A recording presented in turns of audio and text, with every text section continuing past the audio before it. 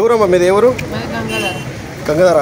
ఎట్లా జరిగింది ప్రమాదం? ఎట్లా జరిగింది? అది ఎట్లా జరిగిందో తెలియదు సార్. మాకు సౌండ్ వినబడ్డా అంటే కార్ల గుద్దినట్టు సౌండ్ వినబడ్డది అంతే. ఎంతమంది ఉన్నారు? మా ఆయన నేను ఇద్దరే ఉన్నారా?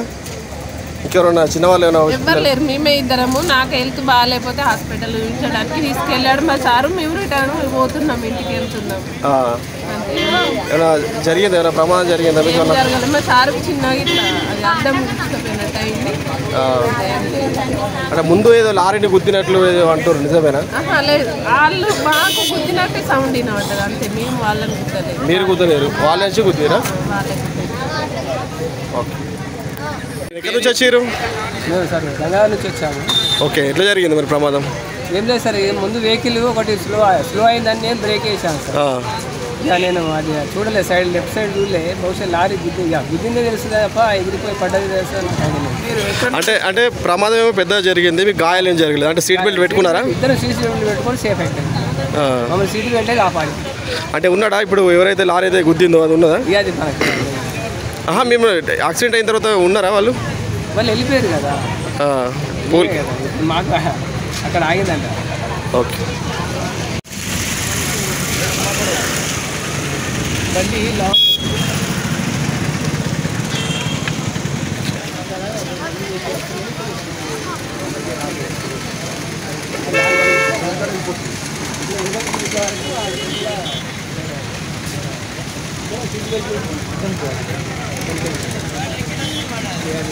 ఈ సైడ్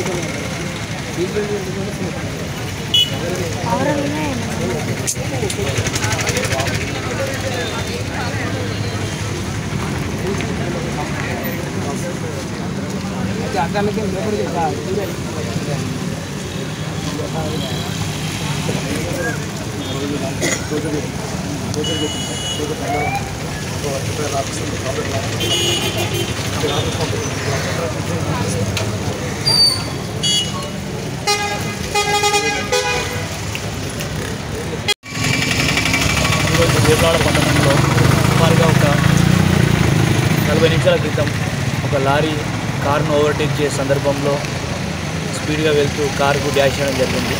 వెంటనే కారు పల్టీ కొట్టింది. అందులో ఉన్న ఇద్దరు ప్రయాణికులు కూడా సీట్ బెల్ట్ పెట్టుకోవడం వలన వాళ్ళకు ఎలాంటి ప్రమాదం జరగలేదు. కావున అందరూ కూడా ఖచ్చితంగా సీట్ బెల్ట్ ధరించి ట్రాఫిక్ రూల్స్ పాటించండి. బండి మీద వెళ్ళేటప్పుడు కూడా హెల్మెట్ పెట్టుకోండి. అతివేగం ప్రమాదకరం, వెళ్ళేటప్పుడు కొంచెం నిదానంగా వెళ్ళండి. అందరూ కూడా ట్రాఫిక్ నియమాలు పాటించి ప్రాణాలు కాపాడుకోవాలని కోరుతున్నాం. అంటే ఎక్కువ సందర్భాలలో ఎట్లా స్పీడ్ వల్ల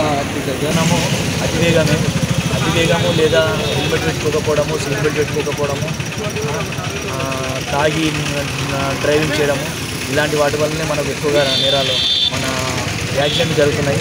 కాబట్టి అందరం ట్రాఫిక్ రూల్స్ పాటించుకుంటే, ప్రజలందరూ పాటిస్తే మనము యాక్సిడెంట్లను నివారించవచ్చు, అందరి ప్రాణాలు కూడా కాపాడుకోవచ్చు. అంటే ప్రమాదంలో ప్రమాదం జరిగినప్పుడు సమాచారం ఇచ్చే వారికి మీద అలాంటి కేసులు ఏం కావు. ఖచ్చితంగా కేసులు అనేవి విచారించబడతాయి.